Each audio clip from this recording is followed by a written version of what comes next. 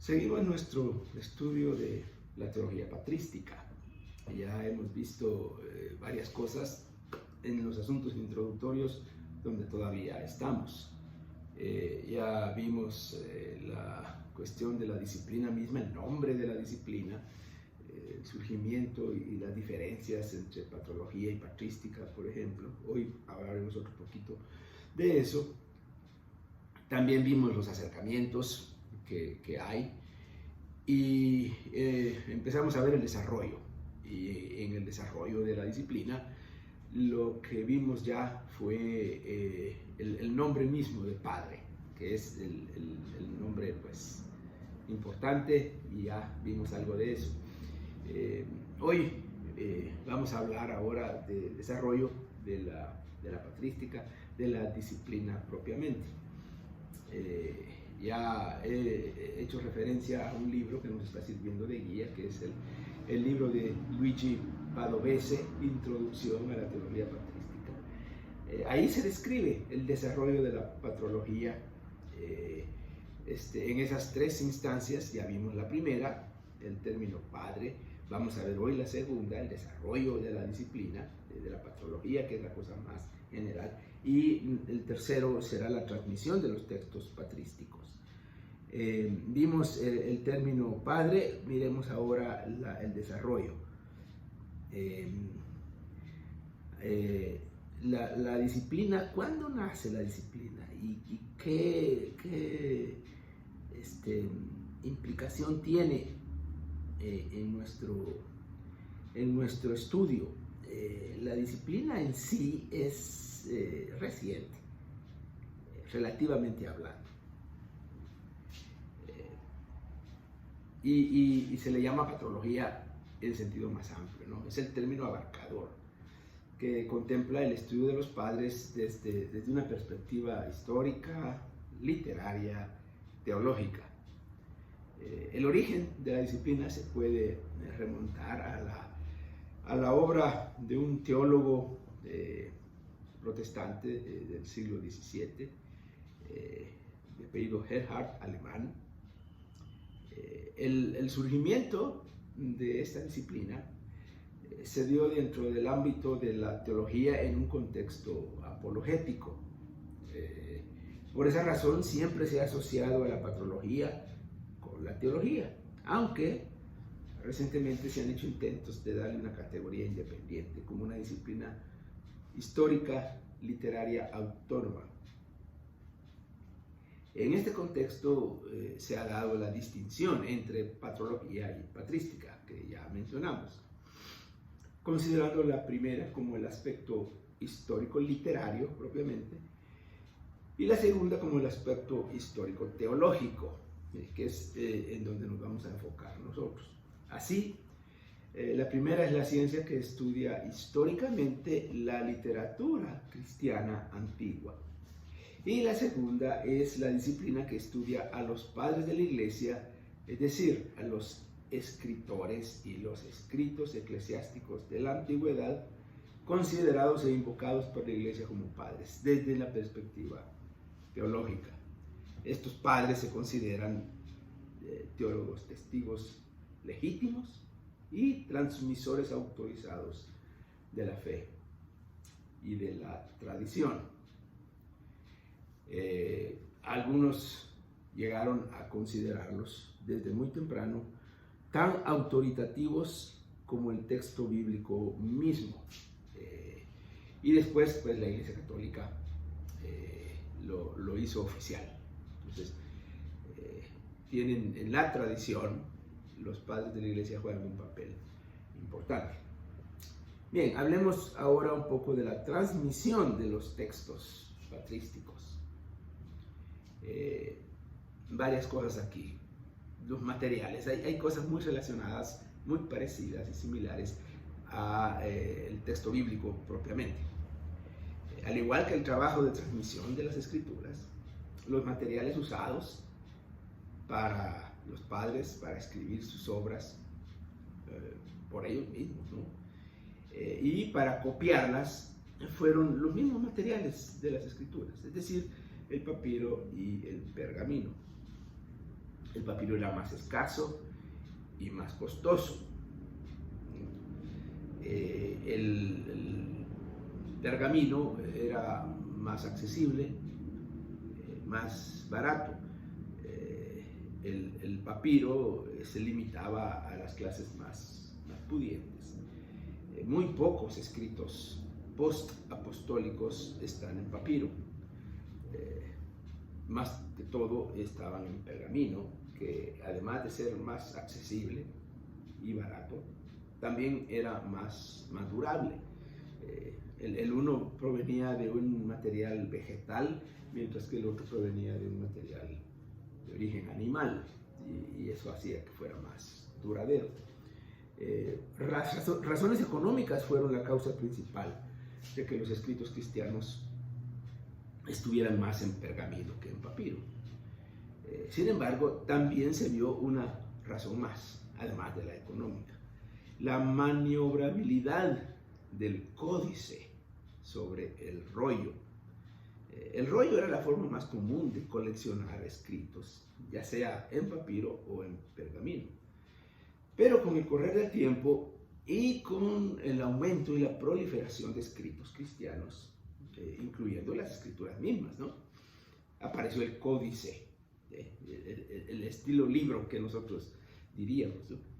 El pergamino, que era más durable y barato, junto con el códice, es decir, la forma de organizarlo y de ponerlo, hizo más fácil el manejo y produjo una combinación perfecta para la transmisión de los textos patrísticos. Pues ahí venían, incluso se hacían las colecciones así. El medio, ¿cómo se hizo esta transmisión? Cuando se habla del medio o la manera de la transmisión, se hace referencia a la forma en que los textos eran copiados y distribuidos. Aunque no había un gran sistema de producción de obras escritas en estos primeros siglos, ya había algo que se usaba de manera oficial y pública por el Imperio Romano. Sin embargo, los cristianos o no tuvieron acceso o les dio miedo usar ese sistema, porque tenían miedo de hacer tan público sus escritos, ¿no? Por lo tanto, se recurrió a maneras privadas, casi a escondidas, artesanales, lo cual implicó que no se utilizaran los mejores métodos, ni los mejores amanuenses, ¿no?, que no eran profesionales. Un poco diferente, bastante diferente de lo que habían hecho los judíos con los textos de las escrituras, ¿no? Bueno, los estilos de los textos. En la comunidad cristiana primitiva prevaleció el estilo epistolar que aparece en el Nuevo Testamento, ¿no? No faltaron los problemas porque aparecieron los libros apócrifos y los pseudoepígrafos atribuidos sin mala intención a autores de reconocida reputación y trayectoria, incluyendo apóstoles, ¿no? Y ahí hay toda una discusión sobre el uso de esos nombres para respaldar un escrito X, ¿no? Están los nombres de todos los apóstoles prácticamente, en evangelios, en epístolas, en Apocalipsis, y algunos, especialmente protestantes muy posteriores, veían en eso algo malo, que estaban usurpando los nombres. Pero no necesariamente. Era un recurso para darle un poco de respaldo y de autoridad al escrito en sí. Otro género usado era el homilético, los sermones, ¿no? Aquí normalmente no era el predicador mismo quien escribía sus sermones, sino amanuenses, escritores, autorizados por los propios predicadores y otros que lo hacían sin autorización, ¿no? Y también publicaban o reproducían. ¿Cuál fue el papel de los monasterios que ya estaban apareciendo en estos primeros siglos? es reconocido por todos el importante papel que jugaron los monasterios en la transmisión de las escrituras, pero también en la transmisión de los textos patrísticos.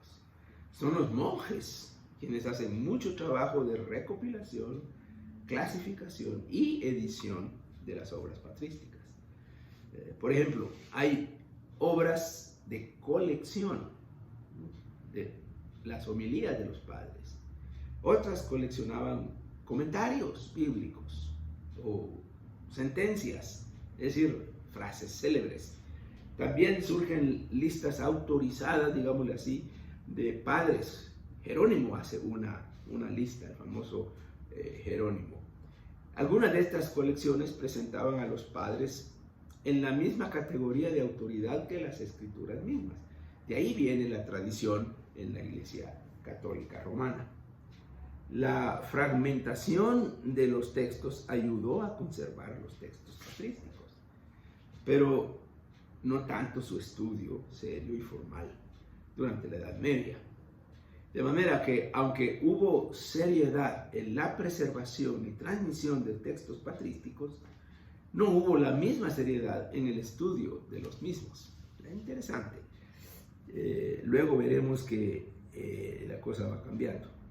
Ediciones modernas. A partir de la época del Renacimiento y particularmente con la Reforma Protestante, se reavivó el interés y el entusiasmo por estudiar a los padres. Una contribución importante que la Reforma hizo a los estudios patrísticos fue la incorporación del elemento crítico, bíblico y teológico para identificar a los padres y sus ideas. Se estimuló el estudio de los padres, tanto dentro de las iglesias protestantes como en la Iglesia Católica Romana. En el enorme trabajo de coleccionar y editar las obras de los padres, la Iglesia Católica nos lleva a la delantera. Ha hecho grandes esfuerzos a partir del siglo XVII, XVII y XVIII. Mientras que los protestantes se entusiasmaron más con los estudios patrísticos en sí, no tanto con la edición de sus obras. Así encontramos una obra complementaria, ¿no? Ya que unos editaban las obras y otros las estudiaban, sin ponerse de acuerdo, claro. En esos siglos no había el espíritu ecuménico que hay ahora, ¿no? Ya en el siglo XX, pleno siglo XX y siglo XXI, se ha publicado más y mejores ediciones de las obras de los padres en varios idiomas modernos, incluyendo el español, además de las publicaciones en los idiomas originales, ¿no? Griego y latín. Ha habido un esfuerzo grande recientemente, y todos estamos enterados de eso, la mayoría, de editar y publicar específicamente los comentarios bíblicos de los padres de la Iglesia. Hay en la bibliografía que comparto, están las referencias a esta serie que está disponible y está en español. La mayoría de las obras ya están traducidas al español, que son ediciones modernas, nuevas, de los comentarios bíblicos de los padres de la Iglesia. Un renovado interés en ese estudio. Bueno, dejamos por aquí este estudio y nos falta todavía seguir estudiando otros asuntos introductorios un poquito más adelante.